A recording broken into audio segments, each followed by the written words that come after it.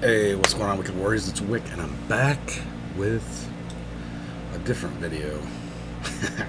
So, been doing this study, and it's just absolutely amazing to me. And, I don't see a whole lot of people talking about it, so I figured I'd do it. And it's obviously from the Bible, and we're going to talk about Enoch, Elijah, and parallels to Jesus, I guess, is a way to put it. It's just fascinating to me. So we're going to start in Genesis 5. Genesis 5. Now you got to pay attention to these numbers. 5 is the number of grace. Genesis 5, 21 to 24. And this is Enoch's descendants. And it reads, And Enoch lived 65 years and begat Methuselah. And Enoch walked with God after he begat Methuselah 300 years. Interesting number there. And begat sons and daughters. And all the days of Enoch were 365 years. 365 years. That number seems interesting as well. 365 days in a year. And then 360 degrees is a full circle, right? Interesting thought to ponder. And Enoch walked with God, and he was not, for God took him.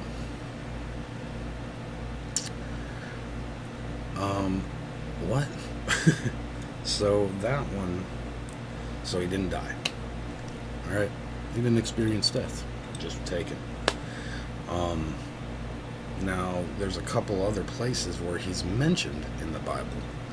So we're going to jump to Hebrews 11,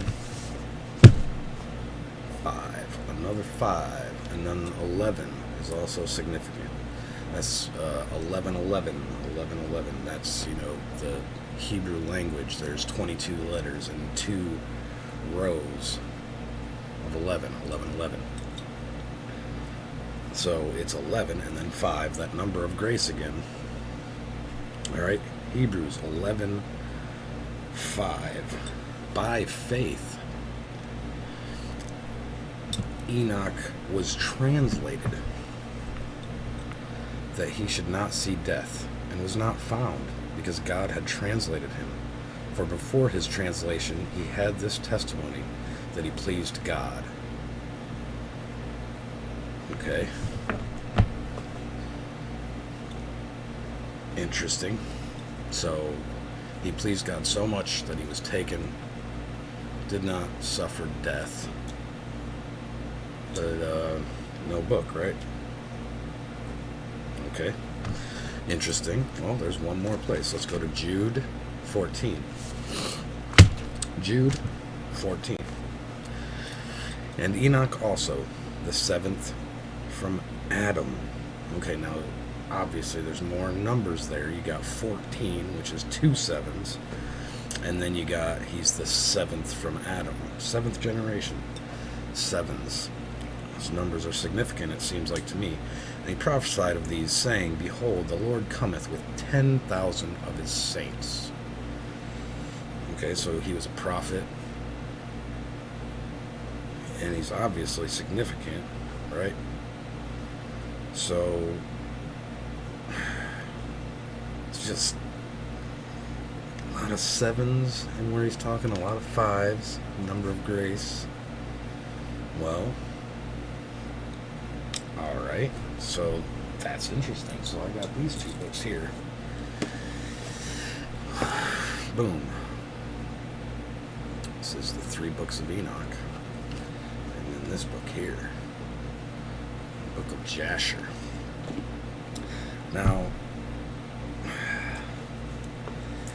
they're mentioned in the Bible. Enoch's mentioned in the Bible, so it just seems odd to me that he's got that much grace, that much love of God, that he didn't die, that he doesn't have a book. Well, let's read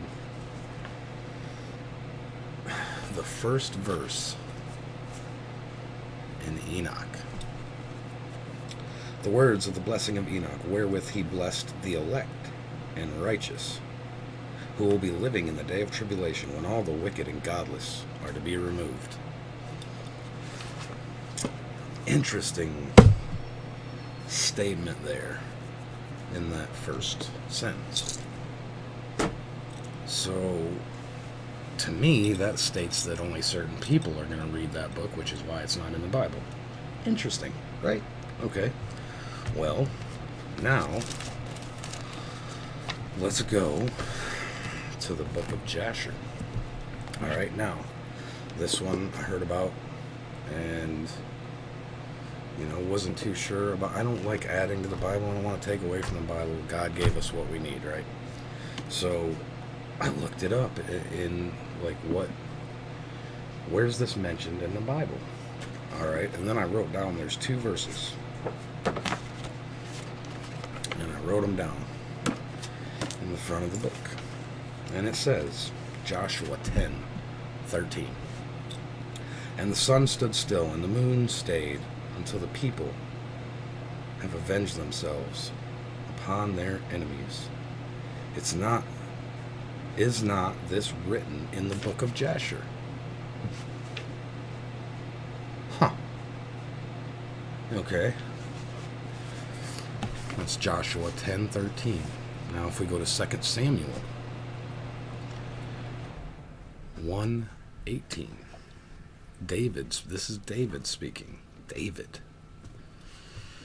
the beloved. Also he bade them teach the children of Judah the use of the bow. Behold, it is written in the book of Jasher.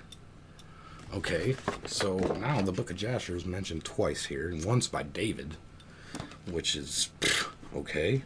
Well, the interesting thing is the 3rd book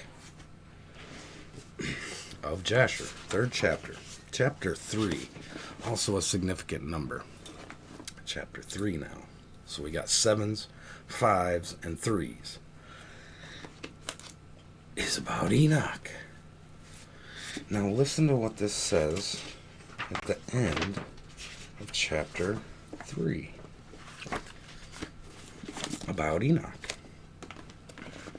This is interesting. It's about to get interesting. Bear with me. And when the kings returned, they caused a census to be taken. A census. Okay, there's another place in the Bible where I can recall a census.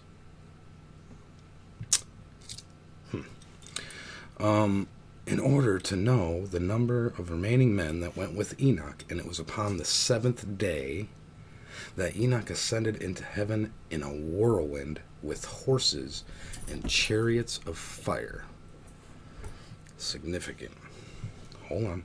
And on the 8th day, there's another place where the 8th day is spoke of in the Bible too. On the 8th day, all the kings that had been with Enoch sent to bring back the number of the men that were with Enoch in that place from which he ascended into heaven.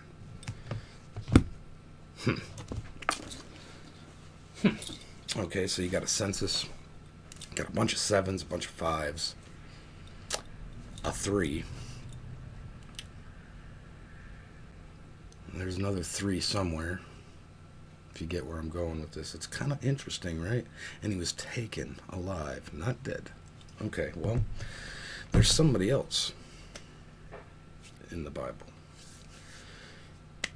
Elijah was also taken without death. All right, so let's jump. 1 Kings 17. 1 Kings 17, another significant number.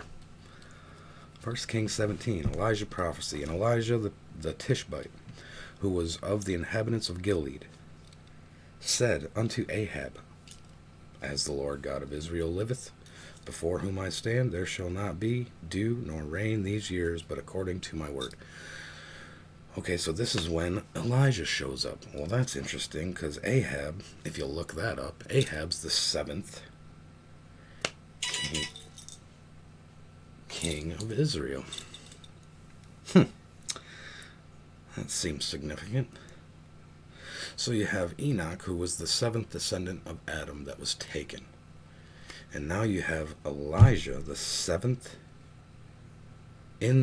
king of Israel was taken. That seems significant. It's just crazy how this, you don't ever hear this talked about. Now in 1 Kings 19:8, 1 Kings 19:8. What does it say here about Elijah? Let's take a look. 19:8. And he arose and did eat and drink, and went in the strength of that meat 40 days and 40 nights unto Horeb, the mount of God. 40 days and 40 nights. That's mentioned somewhere else too, isn't it? This is getting kind of interesting, don't you think? All right, let's jump a little bit further ahead. 2 Kings 2:8. 2 Kings 2:8. 2 Kings 2:8. And Elijah took his mantle and wrapped it together and smote the waters, and they were divided hither and thither, so that they too went over on dry ground. Huh?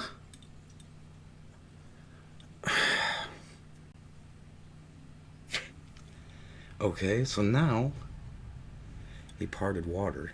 He fasted 40 days and 40 nights. This is interesting. And he was taken. Let's go to that part, shall we? 2 Kings 2:11. And it came to pass, as they still went on and talked, that, behold, there appeared a chariot of fire and horses of fire, and parted them both asunder, and Elijah went up by a whirlwind into heaven. Now, wasn't that the same as Enoch? Huh. It just seems interesting to me that I don't see this spoke about a lot. It's just crazy to me. You got two people in the Old Testament taken alive. And then in the New Testament, you got Jesus, who was a teacher. Enoch was a teacher. Interesting thoughts. Think about it.